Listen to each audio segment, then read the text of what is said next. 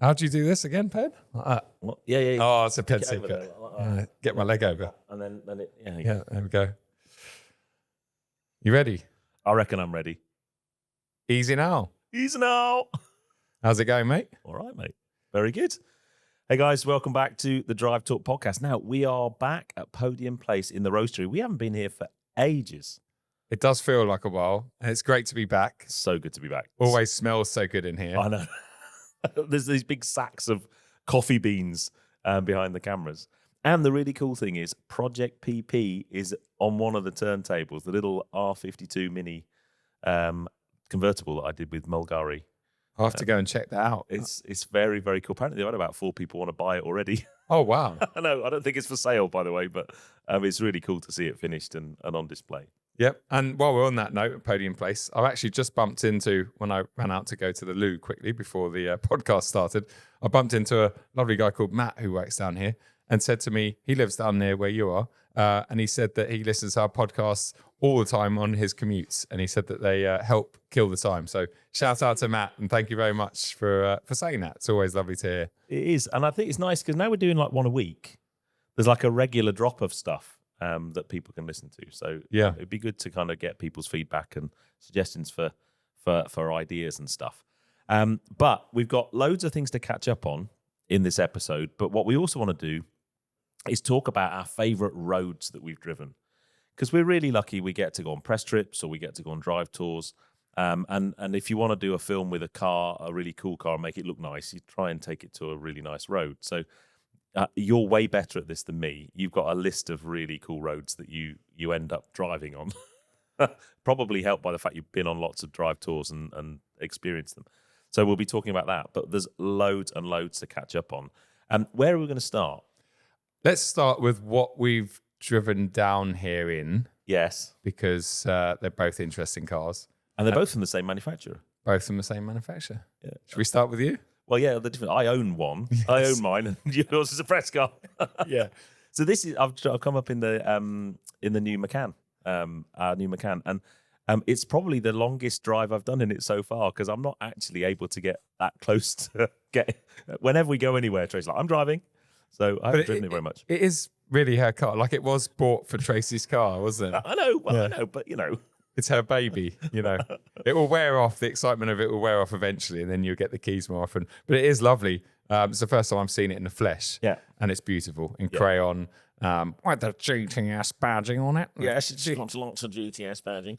Although the GTS badging down the side there's like a black trim, and the GTS badge is black, so you can only just see it in certain light. And I think I need to make that so you can see it better from a distance. I think Pat and I would absolutely love that. Whereas you're like, oh well, what if someone drives alongside me? Yeah. They wouldn't be able to tell like instantly that this is a GTS and not just a poverty spec S.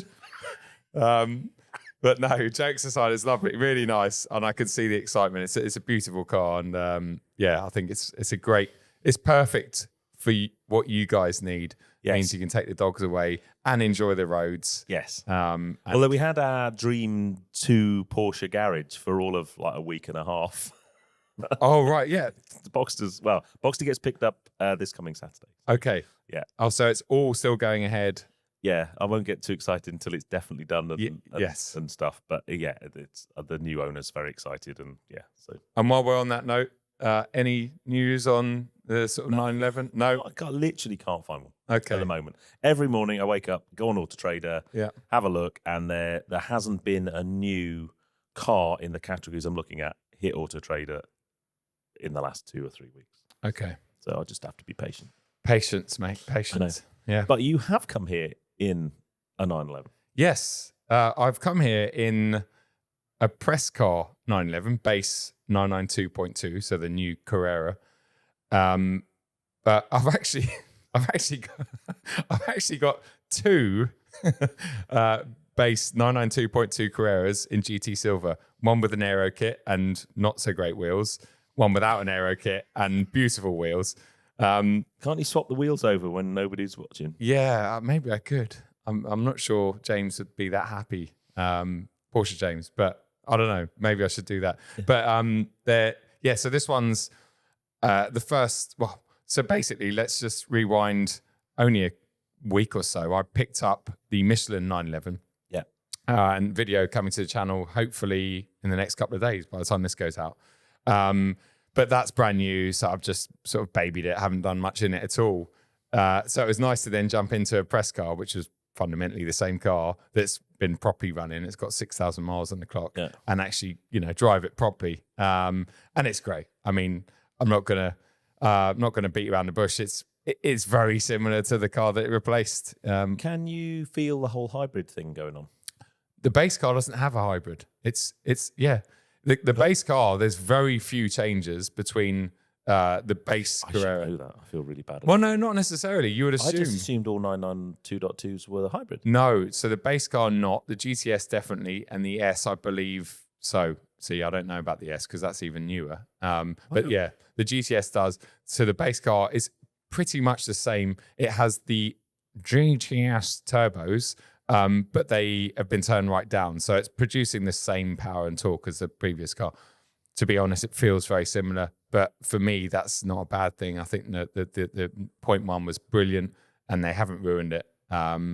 Yeah, few little bits. I really don't like the starter button. I think it's just, it's not even so much that it's the starter button itself, because I don't know, I missed the little tab, but it's the actual quality of the button is just not acceptable in a car costing that much money. I wish it was like a brushed aluminium or something a bit nicer. It's funny, isn't it, how little things like that. I mean, I've had a couple of Ferraris recently, press cars, and they've got just the start button on the new Ferrari is just terrible. Yeah, right. It's like a shiny, smooth haptic thing on the steering. Oh, okay, yeah. It's not even a button. Oh. It's like a you just kind of press it and it starts the car. Yeah. And you're like, no, I want, you want what Lamborghini do? You want a fighter button, flip up. I'm starting some kind of fighter jet. Well, at least the child in me wants that. Yeah, I think think such an important thing. It is in that sort of car, whether it's a Ferrari or a Porsche, especially a 911.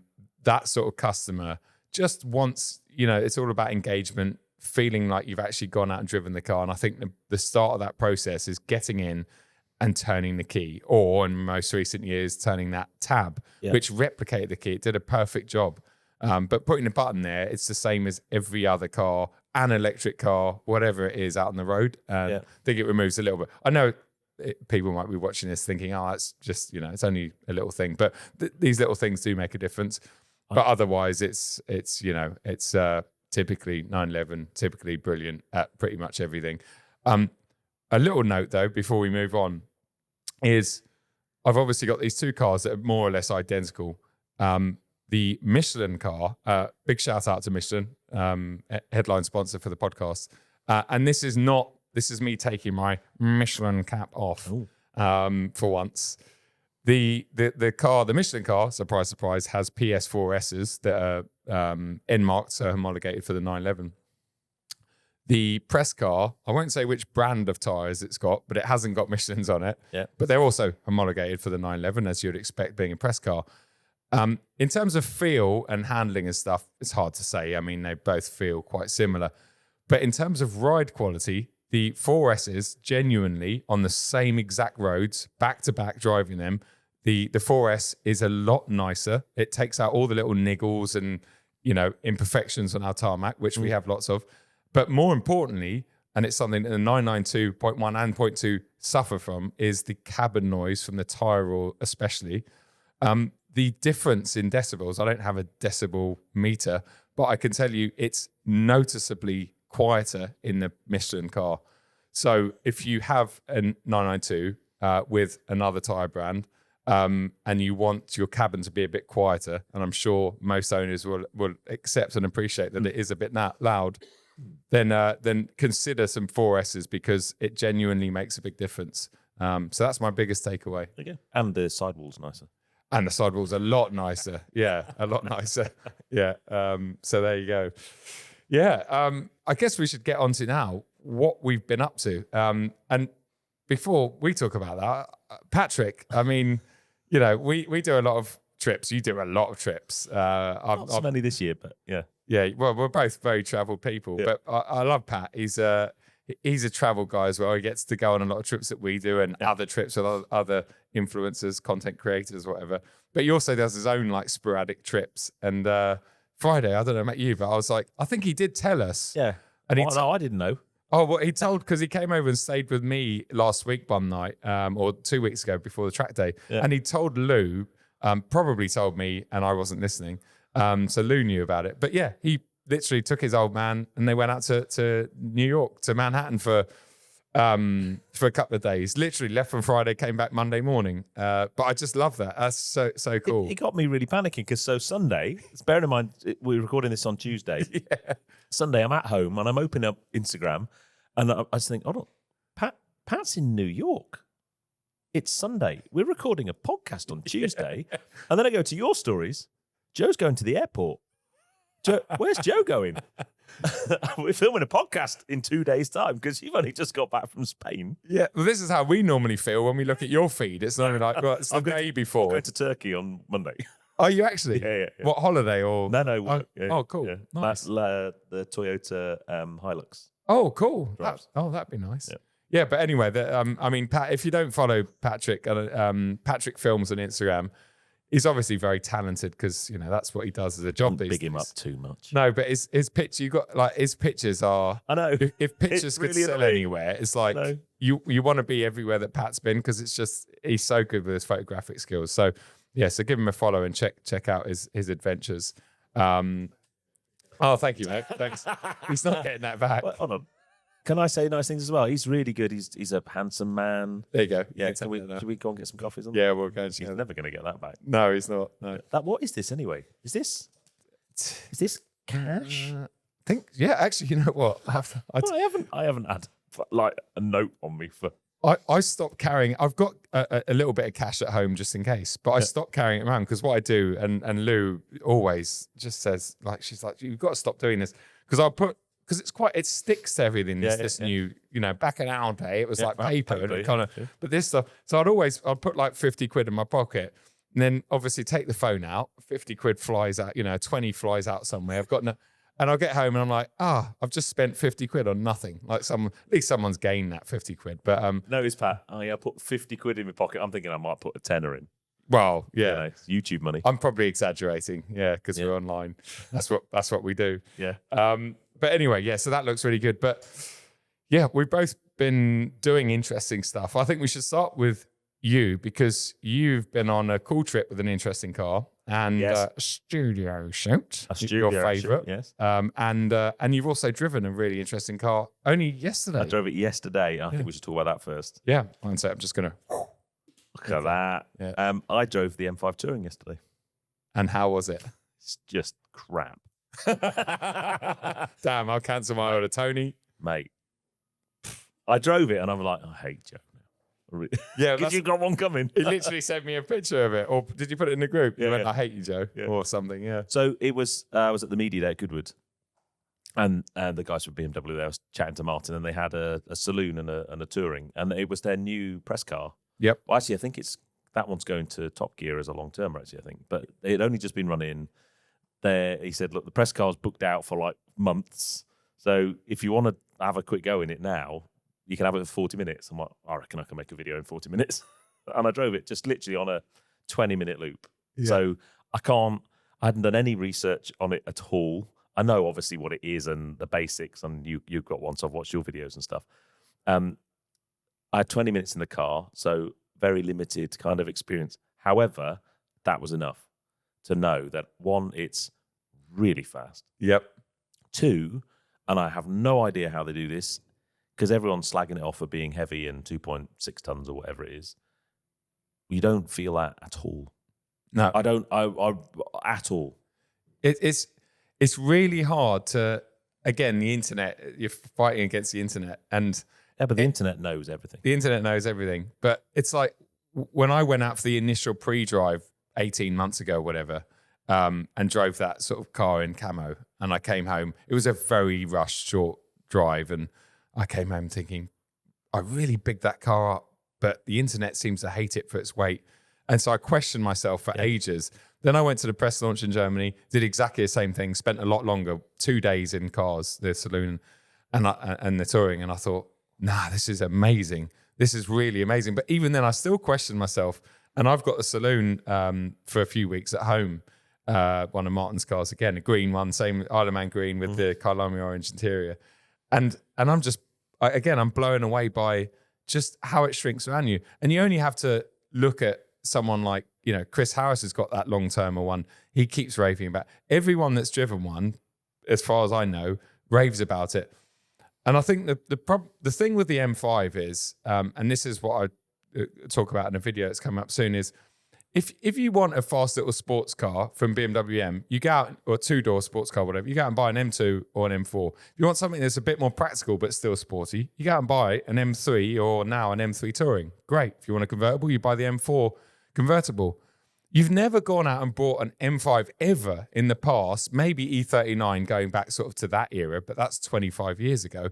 You never buy an M5 to take it on track or to be the ultimate sort of, do you know what I mean? You've always bought it as a fast GT saloon that you can carry the family and the dogs around in. And that's what it continues to be today. But it's so fast, right? Oh, mate. And one of the reasons I was keen to drive it is I'd literally had an RS6 press car that went back the day before. Yep. So having spent a week with that, and I hadn't driven an RS6 for 5 years, I worked out. And that's an amazing car. Yeah. And that's fast. Yeah.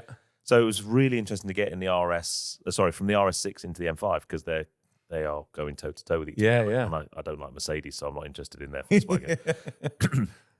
But it was a really interesting comparison, and they are both relentlessly quick. Yep.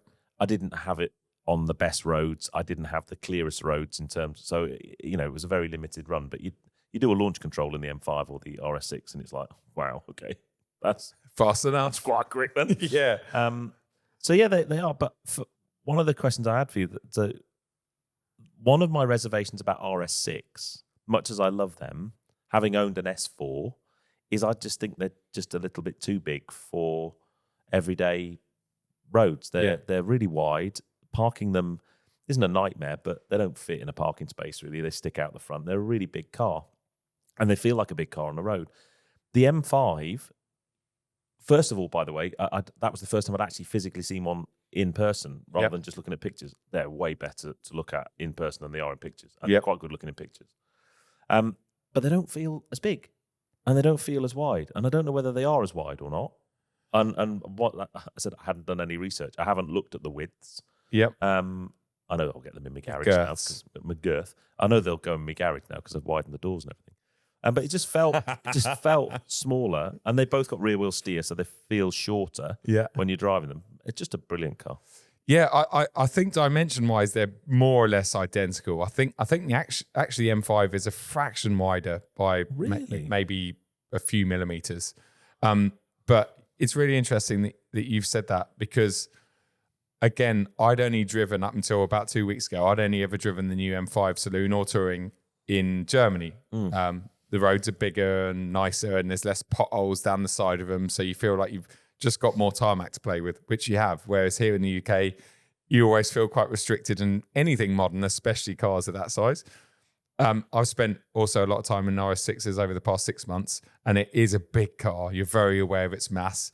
The bonnet, the wings, you just feel like it's got its muscles out everywhere.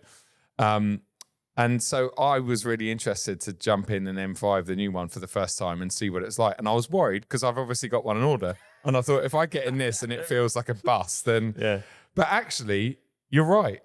It definitely doesn't feel any wider. And in many ways, it feels narrower. I think because you can kind of judge the corners of the car. It's the view out window. Yeah. You're not because you're not even sitting higher. It's if anything, it's a lower driving position, but you get a better view of the bonnet and the corners, and so you can navigate it down the road a lot better. That's a really interesting point. So, I'm glad that. Yeah, I think the RS6 sounds better though. Oh, definitely. Yeah. They both sound pretty good, but the RS6 does sound awesome. The V8 in the RS6 is it's hard to beat on the outside or on the inside. It's brilliant. Yeah. So it's been that was a good a good 40 minutes. Yeah. So it didn't feel heavy, just for anyone on the internet. Yeah. So it didn't feel heavy. And did it feel really slow? Because people were saying it's 1/10 slower than the F90. Did it feel slow? If you get in that car and think it feels slow, you need to go and have a word with yourself. And the lightness thing, and it was funny because I spoke to a couple of people who drove it out yesterday. Yeah. The first right-hander I got to, I went round a roundabout, was up near Goodwood, and went up the hill, up Kennel Hill towards the racecourse, turned right. And the second I turned it into that corner and accelerated out the corner, I just went, oh, wow. Yeah. This car, where's the weight gone? Yeah. Yeah. It's that noticeable. It is. It's unbelievable. I don't know what it would be like if you were really on it and you entered a corner with a lot of speed. Yep. Because then physics takes over, right? Yes. So at the slow to medium speeds that, let's face it, most of us should be doing on a public road, Yep.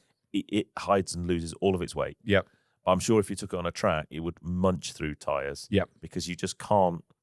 Well, you can't rewrite the laws of physics. No, you can't. But you can balance it, and I find it fascinating that modern day cars can do that. I had that Ferrari Purosangue a few weeks ago, and that again, tall, big, heavy. Yet you drive it, and it doesn't feel any of those things, and you're like, "Where's it?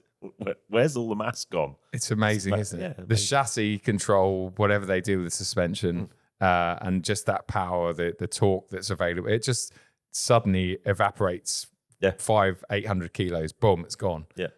So Yeah. okay. No, so yeah. And what about the car that you didn't drive? Well, yeah, no one's driven it yet because it's another Renault concept that some baller in their board has gone, I think we should make that.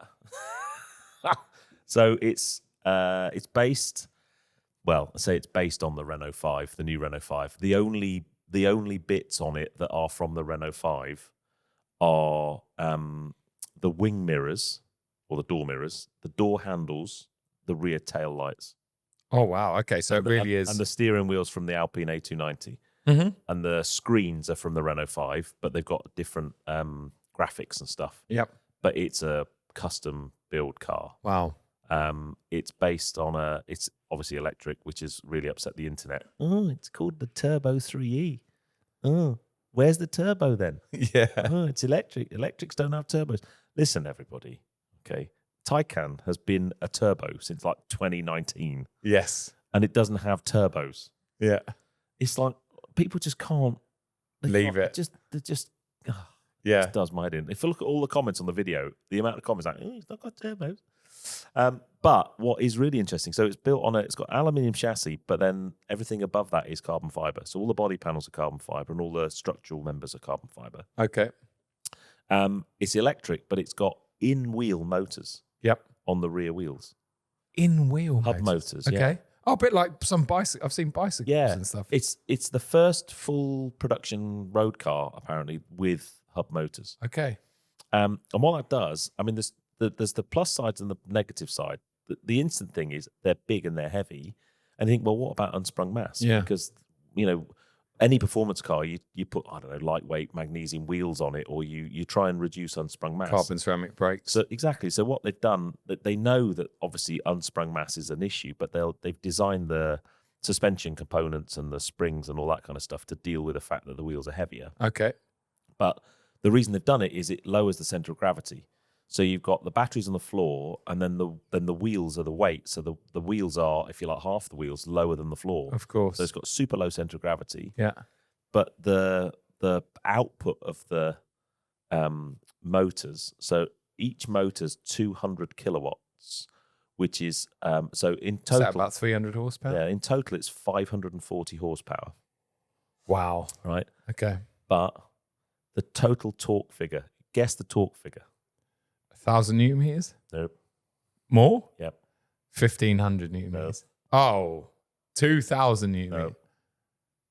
2.5? Nope. Oh, I don't know. I'll give up. 4,800 Newton meters. Wait, but just through the rear wheels? Yes. What's the point? So it's one of these. I mean, it's great for a YouTube title. Stats. Isn't it? Yeah. It technically it is. It's because that's measured at the wheel, right? So Okay. normally a motor, Yep. you'd measure the horsepower, and then you've got all the transmission the torque, all the transmission losses and stuff, Yep. the gearbox and everything. So it's probably an artificially high number. It's still a lot.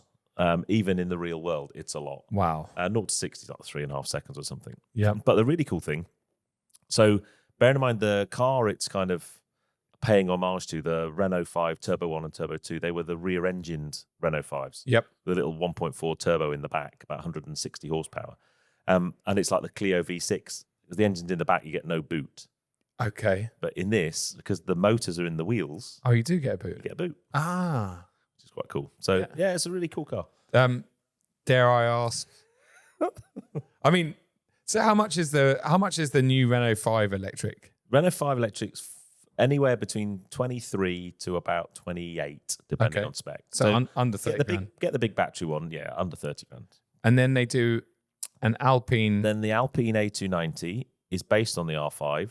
It's got a bit more horsepower, different suspension, wider track. Yep. And they're like 10 grand more. Okay, so up to 50, just shy of 50. Just shy of 40k. Sorry, shy of 40. Yeah. Okay, and then so we've gone Renault, Alpine. Yeah. And now we're going back down to Renault again. Yeah, which is a bit weird because you think Renault and then Alpine's the sporty one, but this is like, it's come from Renault Sport and from their kind of motorsport heritage. Who don't exist anymore. Yeah. Yeah. Yeah. Okay, sorry, I'll gloss over that. Cost then. Yeah, let's get to the price. So first thing, they're only making 1,980. Okay. So that's based on 1980, which is when the first Renault 5 Turbo 1 came out. Sure. That's where the number comes from. So it's a fairly big run, but it's not a massive run, if that makes sense. I'm trying to justify the cost here. Yeah. Okay. It's pretty cutting edge in terms of the technology. Just get on with the price. So they haven't released a price. Oh. However, when I was there, we talked to lots of people from Renault, and the basic line was, it's probably going to be somewhere between 120 to 150,000 pounds. What? Plus customization options. So they will pretty much, you know how some manufacturers won't let you paint cars in certain colors, or they'll be quite specific about spec. The Renault, you could literally do anything. You could have it. Oh, right. You should have said that before. I mean, 140 grand sounds like a lot of money, but if you can paint it any color, then they're going to sell like hotcakes. Yeah, if you want it to be painted, that was sarcasm, by the way, massive sarcasm. If you want it to be painted a certain color or have some funky interior, and you go down the customization option, you could be hitting 200k. Could you ask them to put a combustion engine in it for 200k? But no. But here's the thing, right? So I've got sweaty palms just thinking about it. I say this a little bit in my video. It has a bit of a flaw. So it's a road-going car. It's price. Apart from the price, it's a road-going car. It's fully road legal, but it is meant as a track car. Yes, it's a track day toy. Okay. So it has a theoretical range of up to 400 kilometers. What's that, 300 miles? Yeah. If because it's a 70 kilowatt hour battery. So, but if you start driving it like a hooligan, it ain't going to do that. No. So we were told if you're on track, you probably get a session of maybe 20 to 25 minutes out of it before it needed plugging in. Yeah. Right? But it supports 350 kilowatt charging because it's got like 800 volt architecture. So you could get 15 to 80% charge in like 15 minutes. Yeah. Okay. Which is good. Yeah. How many racetracks have you been to that have got a 350 kilowatt charger? None. Zero. How many racetracks have you been to that have got any kind of DC charging? I think Silverstone might have some 22 kilowatt. Yeah. So that would take, about 4 weeks? Yeah, and actually in 22 kilowatt, most cars can't support more than 11 kilowatts AC charging anyway. So that's pointless. And then how many tracks are we now seeing banning electric vehicles? Oh, yes, that's a new thing. I think Anglesey have banned electrics because the marshals don't know what to do with them if there's a crash. They're worried about whether they're safe when they crash. They're worried about them catching fire. Yep. All kinds of things. So I don't know. I think it's one of these cars that I'm pretty sure they'll sell all of them. I've no doubt they'll sell all of them. Their deliveries start 2027, I think. Yeah. You can order them now. Great. 1 second. Yeah, and I think it's a car that we should applaud because it's the poster car you want, but I think unfortunately it's a bit more money than it should be. I think if it was like 80k, or if it was Ioniq 5N money. Yeah. But I think it's a bit too much. Yeah. I mean, I don't. But it has got a hydraulic handbrake. I mean, that's great, isn't it? Does it regen when you use the handbrake? No, it just locks the back wheels up, and you've got drift mode and shit.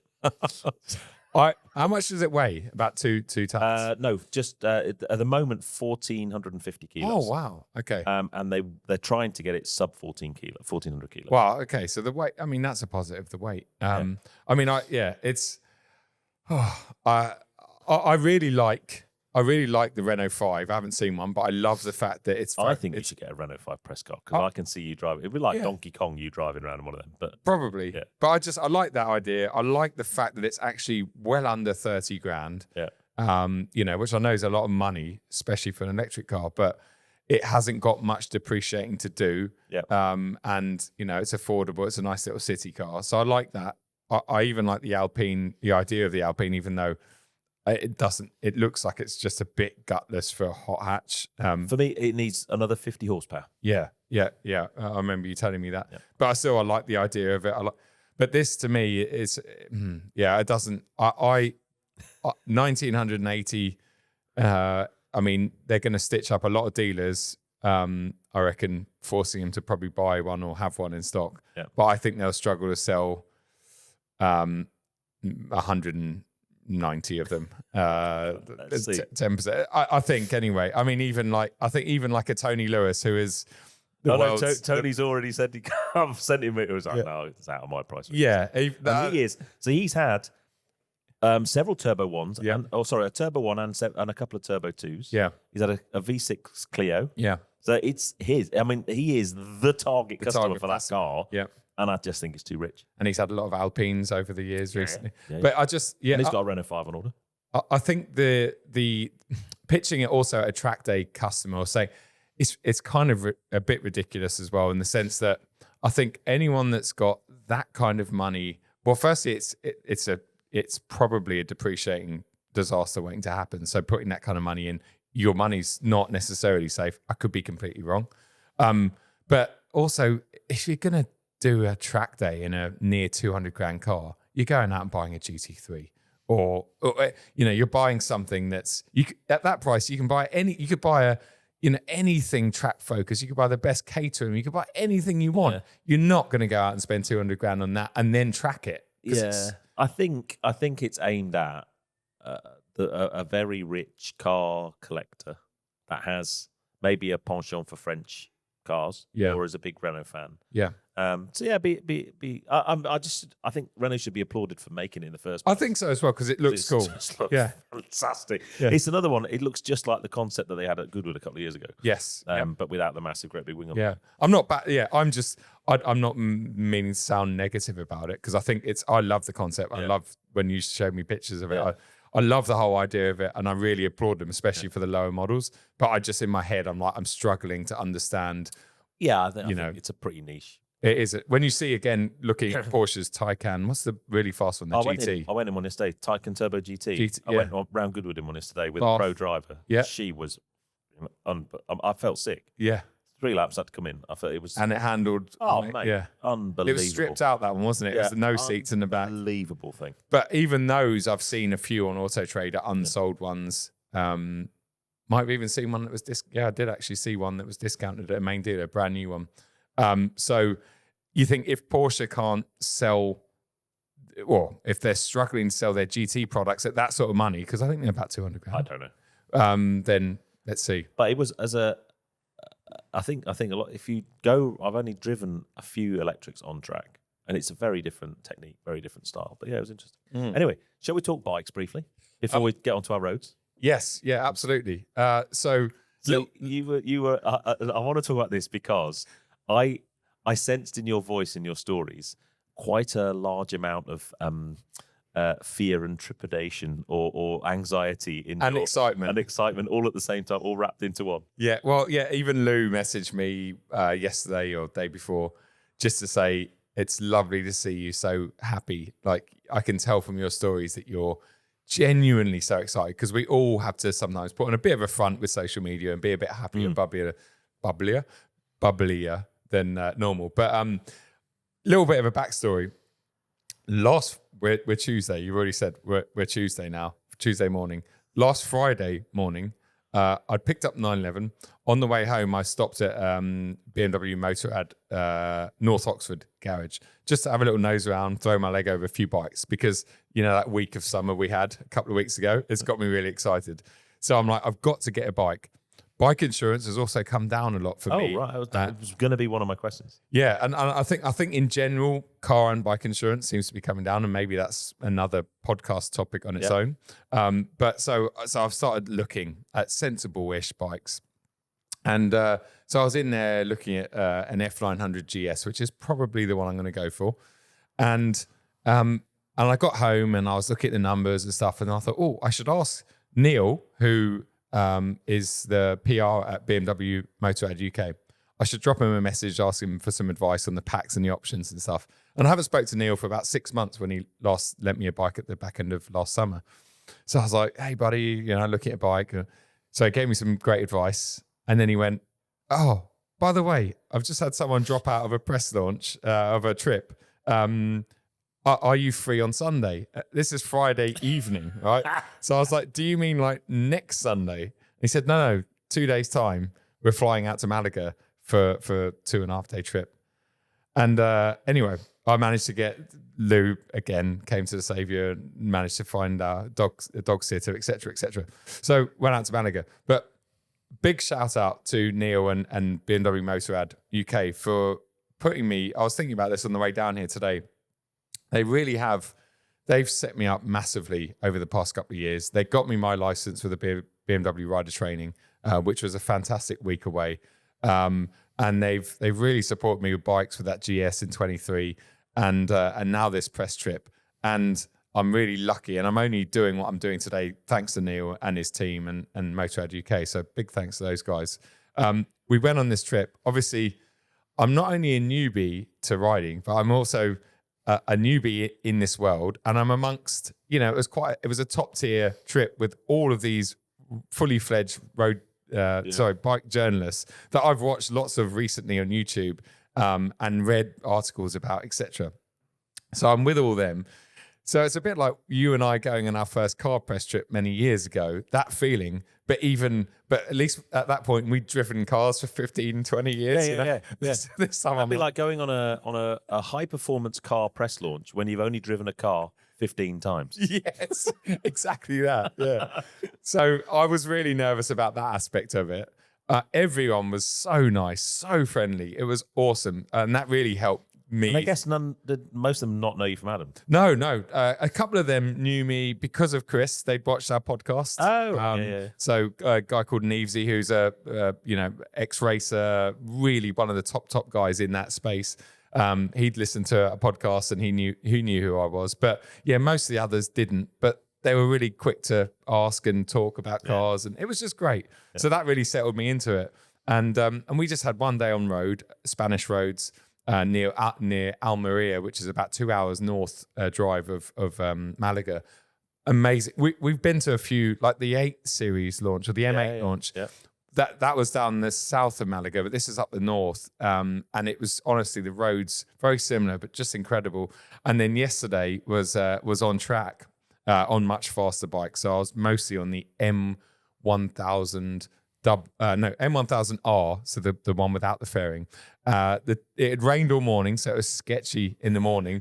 And I'd only been told at lunch after riding all morning that the bike I was on was essentially on, let's say, the equivalent of Cup 2 tyres. So probably not the best for lots of rainfall. No, but bear in mind, most of the people watching this pod or listening to this pod are car people. Yeah. Can you just give me 2 very important numbers from the bike you were riding? Yes. It's weight and it's horsepower, because that just was like, oh my God. Weight, 199 kilos.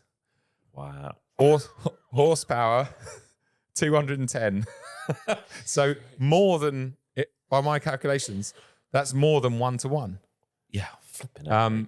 So I don't... Once you got your 200 kilos on it, that kind of dulled the power to weight ratio. Definitely blunted the performance a little bit. But yeah, even with me, so you're probably 310 kilos all up with me on it.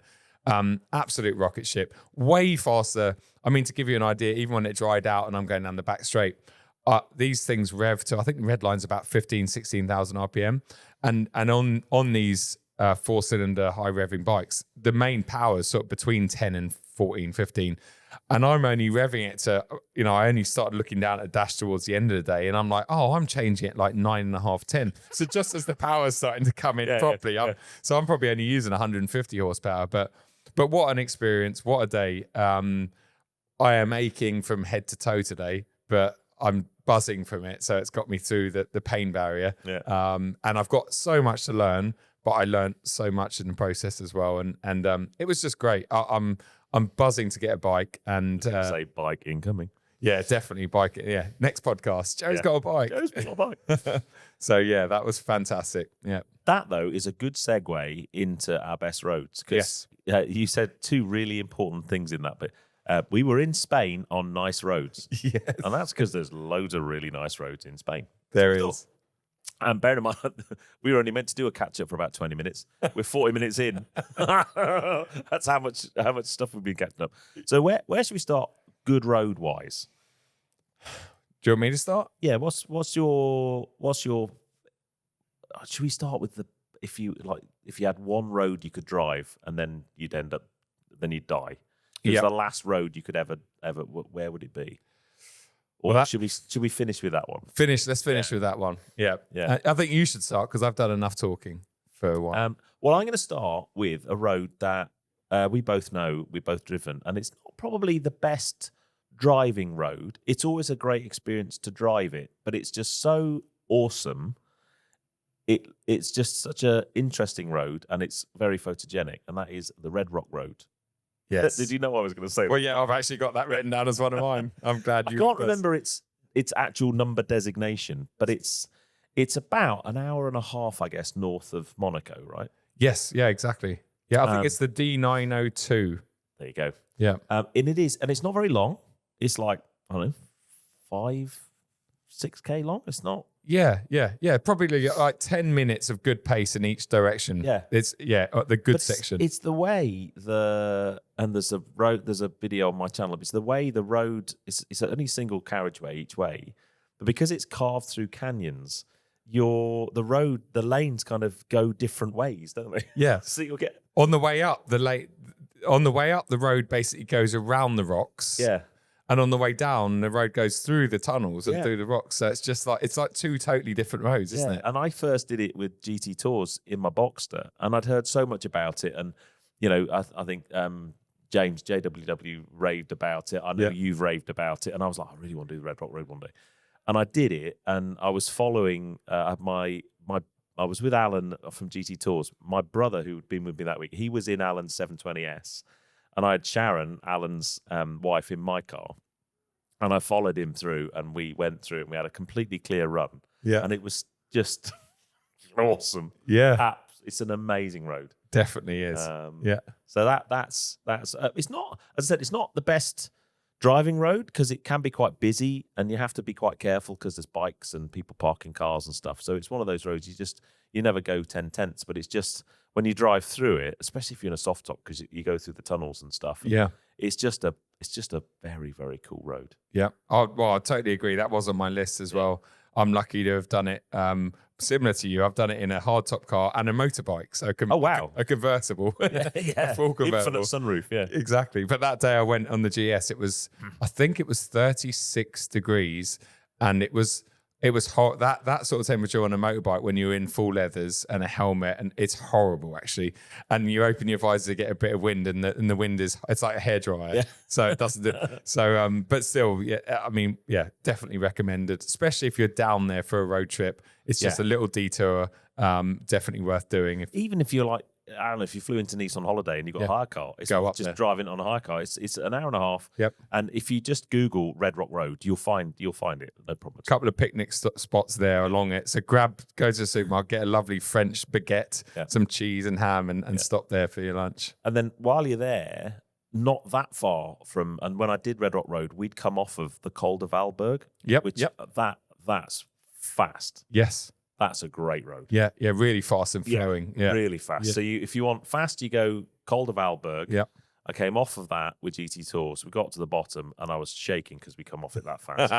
And then we hit the Red Rock Road. It's just phenomenal. Yeah, absolutely phenomenal. Awesome. Yeah, cool. Well, my I guess the first one I'll mention is the Col de Galibier. Col de Galibier. De Galibier. On your bike or in your car? Well, that's I know it's obviously a famous tour climb, isn't it? And have you been up there on a? No, I haven't. No, there's a whole bunch of alpine roads I haven't been up, and you've not driven up that either. No. It's an amazing bit of road. It's very seasonal. I've made the rookie mistake a couple of years ago, going up there the day or 2 days before the tour was due to go up there. So it was just like, it was an amazing spectacle because you had all the campers setting up and, like there was all loads of funfair going on. It was great. But yeah, it wasn't the best driving day. But if you go up there either early in the morning, which I've done again on the bike, get up really early and go up there to watch, with the sun coming up, it's amazing. So you'd come up from the north side. You go through a town called Valerie. I don't know how to pronounce it. I stayed in a hotel. There's loads of hotels there. Stay there. And then the next morning, get up before breakfast and take your car, bike, bicycle, whatever it is, go up to the top. And it's beautiful. Absolutely incredible scenery, incredible road. And you can then go down the other side. And it's an equally beautiful road, not as fun because it's a bit smaller, so you can't go fast. But on the way up there, you can. You've got great line of sight. There's just it's epic. So that's one of my favourite roads. I've done it on on a motorbike. Done it Petrolped tours. I've done it in various cars. And it's also, as you say, whether you're in a high car, whether you're there on a family holiday and just cruising, or whether you're in a fast car or bike, it's just as much fun because it's just the scenery is as beautiful as the road itself. So, yeah, very, very nice. Very nice. So we're kind of focusing on France. So one more French one. Yes. And I think we'll chuck some Spanish ones in. Yes. Col de Turini. Oh, yeah. Cold. It rings a bell. So that's again north of Monaco. Okay. The reason that's cool is that's the Monte Carlo rally goes on. Oh, okay. Yes. Yeah. And if you go up it, it's a bit narrow and a bit stony and sketchy in places. Yeah. But if you get a clear run, it's a mega bit of road, and there's a really cool cafe at the top with a massive car park. And in the cafe, there's loads of kind of rally memorabilia and awesome.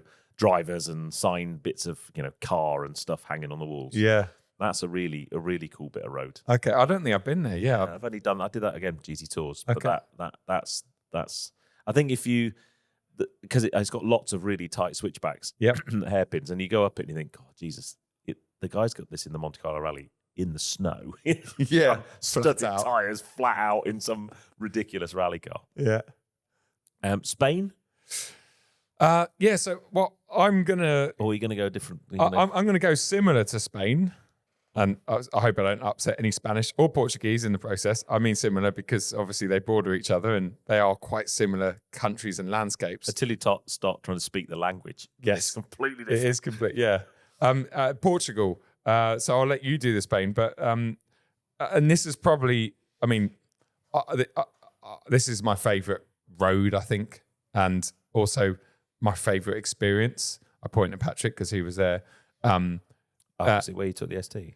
Where we took the GT3 Touring, yeah. So basically they've got in the middle of Portugal, they've got a national park called the Serra de Estrela. And there's a road in that national park. I mean, all the roads in the national park are great, the ones that I've experienced. But there's a road called the N338. And if you've seen my GT3 touring video, we filmed all of that basically on that road and the surrounding area. And it's just beautiful up there. It's magical. The speed limits, there are some, I'm sure I've not been there peak periods, and I've heard it gets very busy with cyclists and all the rest of it. So again, it's one of those places that if you go in the summer and you can go to experience the views and stuff, but if you go a bit out of season, then you can actually have a bit of fun. When we filmed our video, I think that was like first week in November, which is very risky because it could have been snowing. But I love the views, the landscape, the scenery, the road itself, everything about it, and the fact that we were there in that GT3 touring, there with a good friend, and we just you know, that And you it's funny, you watch that video and it's all like golden hour stuff, right? yeah. Well, that was filmed over more than one day. Yes. Yeah. Yeah, we filmed, I think it was like 3 days of filming that, and some seriously early. I mean, I remember we were leaving the hotel because it was about a 45-minute flat out drive every morning, which was probably more fun than the actual filming, because it was like, right, we got to get up there before the sun comes out. And we're absolutely like flat chat up this with no one around.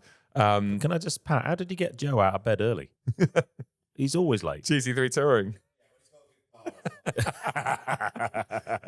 Yeah, no, it was great, and just so many fun memories from that. But obviously before that, it was, again, I learned about that through Petrolhead Tours. Yeah. And actually Pete at Petrolhead Tours learned about that road from Henry Catchpole when he did the original Alpine A110 drive. So he did that video on that road, and then Pete saw it, went, oh, researched it, did the Petrolhead Tours. How many drive tour guys find roads from reviews that they've seen? Exactly.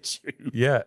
No, it's amazing, isn't it? But I guess, yeah, it's and it is funny. There's a before we started rolling, that there are certain roads that a lot of people try not to let people know about because they want to keep the secret, right? But yes, yeah, we've decided to share some of those. Yes, yeah. Well, I think if you're not big enough and brave enough to go on these trips, I think if you're willing to actually take the step, and because a lot of people, I was talking to some of the bike guys yesterday about this, and they were saying it's the same with the bikers. Is, you know, a lot of people in the UK have got lovely cars, whether they're 911s or M cars or hot hatches, whatever, but very few of them, percentage-wise, actually get out of the UK and will go and explore. And you know, there's a number of reasons for that, and it's the same with the bikers. But as soon as you do, and you get the bug, and you realise that there's a lot more to life than UK roads and our ridiculous speed limits and all the rest of it, you know, the weather, although we're having beautiful weather today. Yeah. It's just, once you get that taste, you're like, oh my God, I can't wait to do it again. I don't know the exact numbers, but I think in my Boxster, I did about 14,000 miles in 3 years. Yep. And I think probably 6, maybe 7,000 miles of those were drive tour miles. So half the mileage. Yeah. And of that, quite a lot was like 7, 8 tenths. Yeah.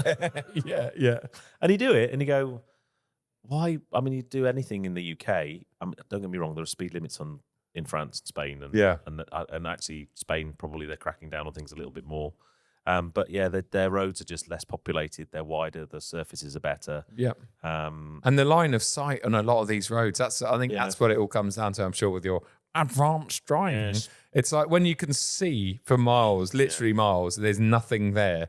The only, you know, and I'm not encouraging people to speed, but the only person that you're putting in danger is yourself if you do go over the limit and be stupid. But it's a lot safer to push on and experience a car, and it's just so much more enjoyable. But anyway, let's talk about have we got to your favorite yet, or are you gonna? No, I'm gonna my favorite. Yep. And then good to drive. And yes. There's difference, okay. Yeah. Right? So in terms of there's a road in the Pyrenees called the Calada de Tossa. Okay. The what? Exactly. And I've driven it twice, both with GT Tours, but in each direction. Yep. And I can't remember exactly, it's like 35 kilometers long. Yep. And it's 30 to 35 kilometers of the best driving road you can possibly imagine in your life. Wow. And I mean, the first time I did it, we met one car. That was it. We had to have a stop halfway because it was just like too much. Yeah. And it's apparently one of Jeremy Clarkson's favorite roads, but it is awesome. Yeah. It's just wide. It's got combinations of some faster bends, some tight, twisty stuff. But you can drive it and you literally be on it. In fact, there's a one-take video on my channel that I did the last time I drove it. And it's like 20, 25 minutes of just flat out. Yeah. And it's wicked. Is that in the Pyrenees, is it? Yeah. Yeah, okay, yep. Yeah, and again, if you're in a drive tour and you've got a lead car calling the road and all of that kind of stuff, it just makes it, you can just enjoy it even more. Yep. But it's just I've driven it twice and I think I've met like 4 cars. Wow. There's never anybody on it. It's amazing. Yeah. So I think that as a driving road, that's right up there for me. Yep. I think though, in terms of just amazing roads to drive that are beautiful, if you go like Gotthard Pass, Furka Pass. Yep. they're not that great speed wise. Yep. But they're amazing roads, just visually. Yeah. And we did that in the M4 convertible, Tracy and I. Of course, yeah. And that was, it was a beautiful day, roof down. That's Switzerland, isn't it? Yeah. Yeah. You can look up, and that's another reason it's in Switzerland. So you probably don't want to be going too fast anyway. Yeah. Because the Swiss police don't really like fast cars. There's a bit of a pattern because I think they are probably the most beautiful passes. Yeah. But they're in Switzerland. And honestly, guys, do not don't speed in Switzerland. Do not speed. Do not do anything in Switzerland that's slightly out of order because you will pay for it. But yeah, so you've got the beautiful level in Switzerland, but you got to drive below the speed limit. Yeah. Then I think then you go into France and you've still retained most of that beauty, and you can push on a bit more. Yeah. Then you get to Spain and the Pyrenees. And although it's not ugly, you don't get quite the landscape and the beauty you do in the Alps. No. But you've got even better roads with even less traffic and people, less cyclists, less everything on them. So you have got that kind of level, haven't you? Like it's like whether you want the beauty or I mean, they are mega. And I guess the beautiful driving roads, it's a bit like if you do NC 500 up in Scotland. Yep. That there are bits of Highland roads. For me, I did a drive tour up there a few years ago. The actual NC 500 itself isn't a great amount of driving roads. No. There's some really beautiful stuff like Applecross Pass is amazing to drive up, to look at. It's not fast at all. But the inner part of the Highlands, there's some mega roads up there. Yes. But you're in the UK. So if you get caught by a little police van at the side of the road, you're going to get points on your license. You are. And it's as far as I discovered many times, because I do it all the time. Oh, maybe I should go to Oxford, Scotland, up there, North Coast. And then you look and you put it into Google and you're like, I could be in the Alps in the same time. And then you're like, Alps? And again, I love Scotland, but the weather is a big issue up there. And also, as you say, it's the roads, they're not. The only problem with the continent is the Eurotunnel just so expensive these days. It is. I remember we used to be able to get a Eurotunnel of like 100 quid. Yeah. And now it's like twice, 3 times that. Yeah. Especially if you go Flexi Plus. Yeah. Which you do. I've got a GTS. I need to go to Flexi Plus. I need to get a picture of my GTS in the Flexi Plus lounge. There we go. Says the man who every time he goes through Flexi Plus literally empties the help yourself. Well, I mean, listen, we're all lucky that we get to do a few road trips, Michelin included, where, you'll do a Flexi Plus because you're not sure what sort of time you're coming back and whatever else. It just saves hassle. Yeah. So if you're doing that, and I know Patrick's a big advocate for this. Yeah, well, if you're paying that kind of money, then you've got to make the most of it. How many sandwiches can I steal from the Flexi Plus lounge? And how many sandwiches are still sitting in the same bags 4 days later that then end up going in the bin? Yeah. Anybody want a crispy sandwich? No, it's prawn. It's fine. Oh, classic. But I mean, we're coming to the end of time now. But honestly, the amount of roads, and sometimes when we did that trip in the M4, when we left Switzerland, we drove up to Reims or Reims, depending on whether you speak French or not. Yep. And I don't know why, but the sat nav, I think we were using Google Maps, which is very unlike me.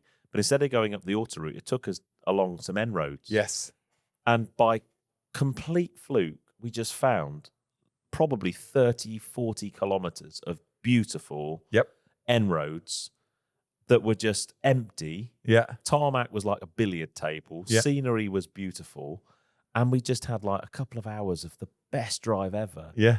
And you get that in France or Spain a lot if you just come off of the main... Off the beaten route, yeah. And you don't actually lose too much time. And actually, no word of a lie, we've obviously got a similar taste in roads because I've got...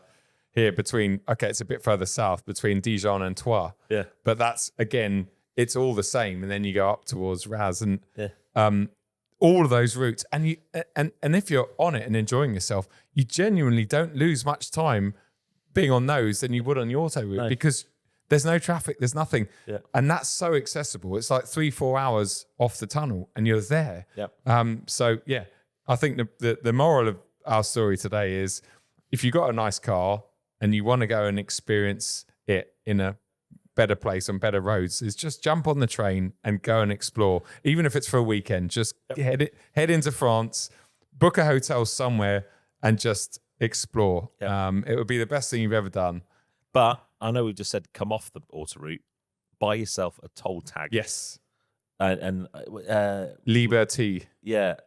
So you just Google it. Yeah. Toll tag for France. They do the same thing in Spain. Yeah. They call them bip and goes, don't they? Yes. In Spain? Yeah. But that is a game changer because obviously you're in a right-hand drive car. Yep. And if you're on your own, oh yeah, you can't get out the passenger side to take the ticket. Yeah. But you just drive through and see how fast you can go through the. Play the speed game. Yeah. It's got to be done, right? Definitely. Yeah. Anyway, I'm just going to get a coffee. I think we should, mate. Yeah, we've got a special guest coming up. Very cool guest, which that pod will be going out next week. Yes. But yeah, someone who I'm very interested to have a chat with. Yeah, definitely. Cool. Thanks for watching. Yeah. Make sure you subscribe. Numbers, again, like we've said so many times recently, they continue to grow nicely. We're getting to 10,000 on YouTube and Instagram, which is great. I don't even know what Facebook is. That's over It's pretty 10. good, actually. Yeah, I think. Yeah. So yeah, everything counts. The reviews on Spotify and all the rest of it. Just keep doing your thing, and we appreciate the support. Yeah. And thanks for Podium Place for hosting us again. Yeah. Thanks to Michelin, and see you next time.